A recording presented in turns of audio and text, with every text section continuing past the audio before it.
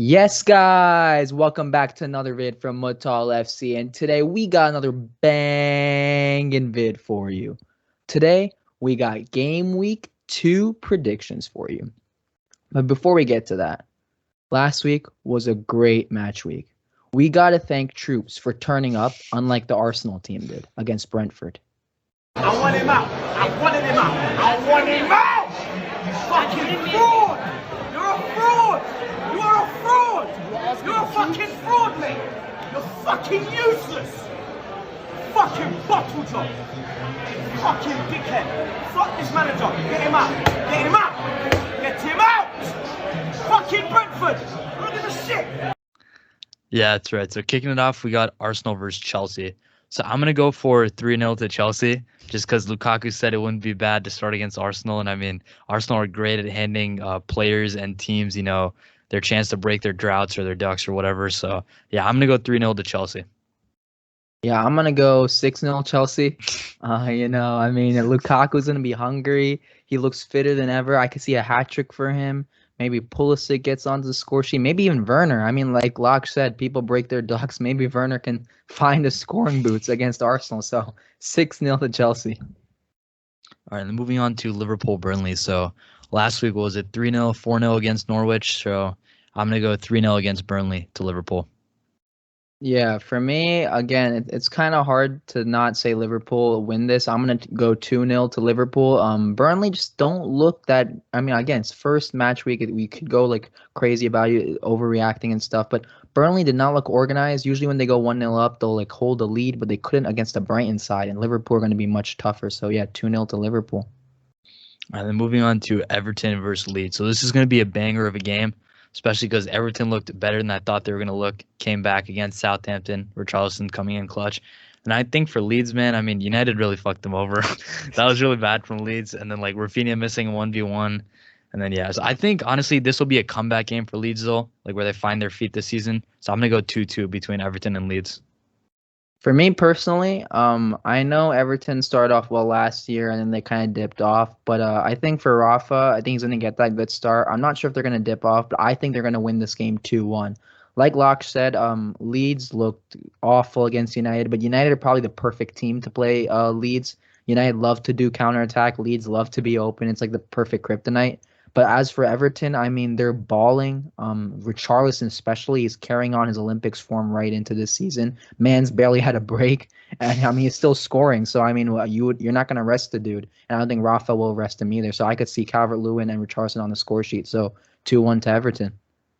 All right, and then moving on to Man City versus Norwich City. So hopefully City lose this, and then City are in the mud like they did 2 years ago against Norwich. I think Cantwell and Pukki, those two players are still there, like thankfully. So I think this is going to be 2-1 to Norwich. I'm just going to be a little bit optimistic, and City don't win this year. So yeah, I'm going 2-1.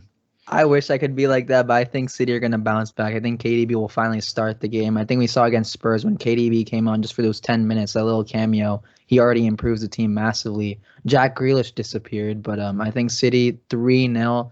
They're just, too good. And even though Norwich did look good against Liverpool, especially that first half, Liverpool just too strong for them, and I think City will turn up after that loss to Spurs. So 3-0 to Man City.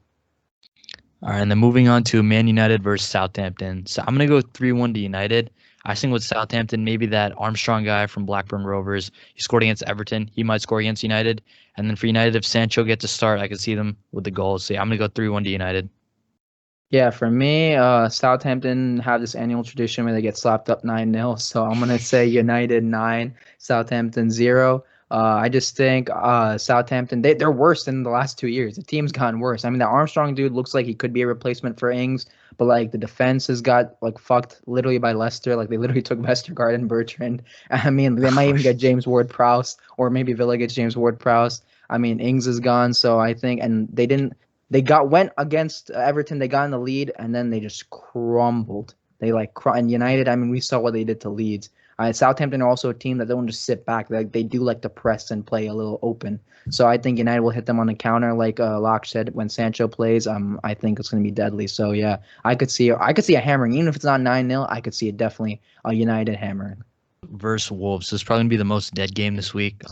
Yes, Spurs did win last week, but like, I mean, they sat back and Wolves like to sit back. So this is gonna be, if there's not gonna be a goal in this game, but we'll be nice. We'll go 1-1 between Spurs and Wolves. Yeah, I'm gonna go 1-1 as well for Spurs and Wolves. I think a lot of people were getting really gassed for the Spurs win, and fair play, they won without Harry Kane, which is a big thing. But I still don't know if Kane is gonna stay at the club. And then Spurs, like, they're gonna struggle to break down teams. I mean, they played literally on the counter against City, which I don't blame them. Most teams would probably play against the counter against City, but you can't do that against Wolves. And Nuno will know everything about Wolves, and he knows how hard they can be to break down.